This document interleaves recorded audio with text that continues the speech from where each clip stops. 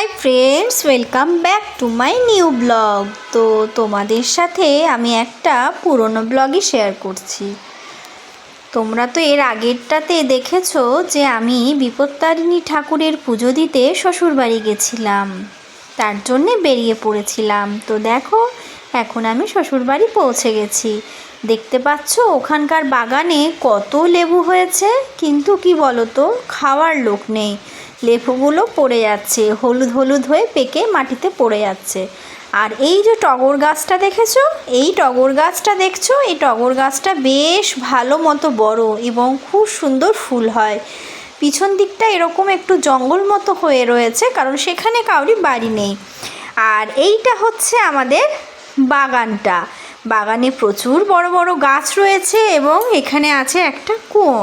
তো এই জায়গাটা সত্যি খুবই ভালো লাগে, কিন্তু বর্ষাকালে একটু মশার উপদ্রবটা এখানে বেশি হয়, বা পোকামাকড়ের এই আর কি।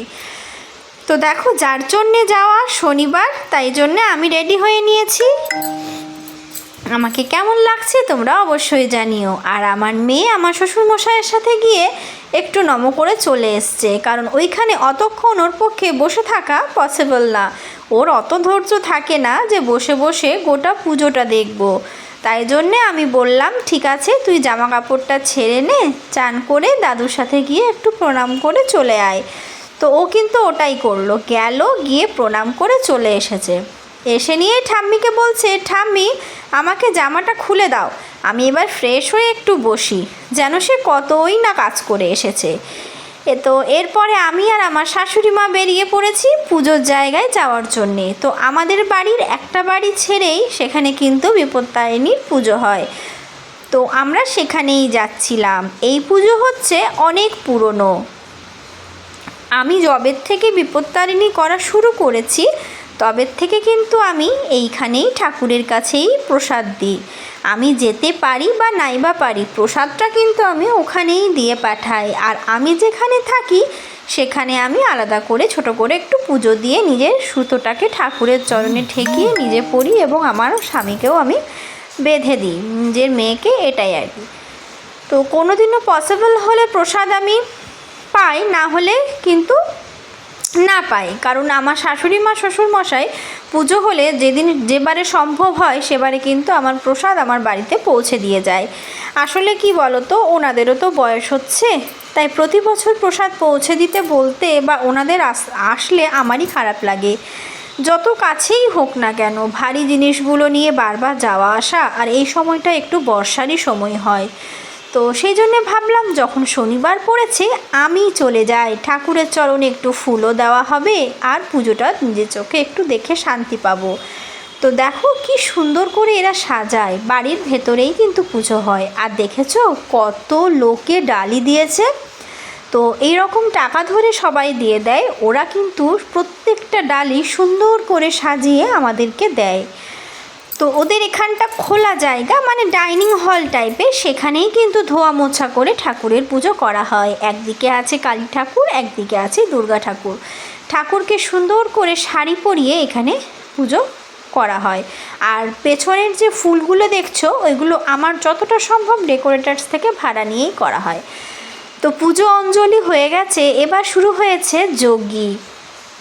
যজ্ঞি না হলে কিন্তু ঠাকুরের পুজো কি আর সমাপ্ত হয়?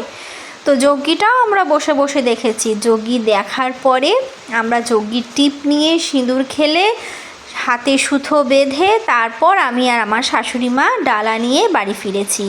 পুজো বছরে একবারই হয়, কিন্তু মন থেকে মনে হয় মা যেন সারা বছরই আমাদের সাথে রয়েছে। মা না থাকলে কি আমরা সুস্থ শরীরে সমস্ত কিছু কাজ, জীবনের বিভিন্ন সমস্যা থেকে উদ্ধার কখনো পাই? এটা তো আমার মতে কখনোই সম্ভব নয়। ঈশ্বর আছে বলেই আমরা কিন্তু এত ভালো করে নিজেদের জীবনে সুখ শান্তিতে থাকতে পারি। তো প্রচুর ভিড় হয়ে গেছিলো, প্রচুর মানুষ এসছিলেন।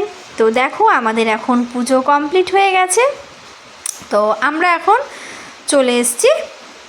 আমার এখানে দেখো সিঁদুর পড়ে গেছিলো, একটু আগে সিঁদুর খেলা হলো। তো ওখানে হচ্ছে পুষ্পাঞ্জলি হয়ে যাওয়ার পরে বড়রা সবাই কি করে, সধবা মানে যাদের বিয়ে হয়ে গেছে তাদেরকে সিঁদুর পরিয়ে দেয়, এবং যাদেরকে সিঁদুরটা পরিয়ে দেয় তারাও আবার উল্টে ওনাকে সিঁদুর পরিয়ে দেয়। তো আমার না বড়দেরকে ঠিক কীরকম লাগে সিঁদুর পরাতে, কিন্তু এটাই তো নিয়ম, তাই জন্যে আমিও কিন্তু সকলকে সিঁদুর পরিয়ে দিয়েছি এবং আমাকেও সবাই সিঁদুর পরিয়ে দিয়েছে। যেহেতু আমার বোনের নামে আমার মা ডালি দেয়, সেজন্যে মার বোন তো নেই, তাই জন্যে মাকে একবার ভিডিও কল করেছিলাম। ভিডিও কল করে সমস্ত ঠাকুরের আয়োজনটা, পুজোটা এবং যজ্ঞিটা দেখানোর চেষ্টা করেছি। অতক্ষণ তো ভিডিও কল কন্টিনিউ করা সম্ভব নয়, তাই দুবার একটু একটু করে মাকে করে দেখিয়েছি। মাও ভিডিও কলে প্রণাম করেছে, এবং মন থেকে তো ওখান থেকে বসেও প্রণাম করা যায়। ঠাকুর তো সর্বত্র, তাই না? মন থেকে যদি আমরা চাই তাহলে সকল স্থানেই তিনি রয়েছেন। আমি শাশুড়ি মাকে বললাম, চলো দেখি আমরা দুজনে একটু সেলফি তুলি, তাই একটু সেলফি তুলেছিলাম। তো এটা হচ্ছে রেডি হওয়ার পরের ছবি। রেডি হয়েই পুজোর ওখানেই আমরা যাচ্ছিলাম। তো আমি একটু লাল রঙের শাড়ি পরেছিলাম, তো আমাকে কেমন লাগছে অবশ্যই কমেন্টে জানিও। আর এইটা হচ্ছে আমাদের বাড়ির ফ্রন্ট সাইডটা।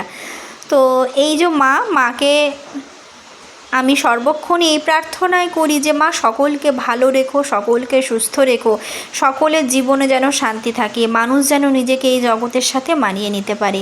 আর এটা হচ্ছে আমরা ডালি নিয়ে ফিরে গেছি, ফেরার পরের ছবি।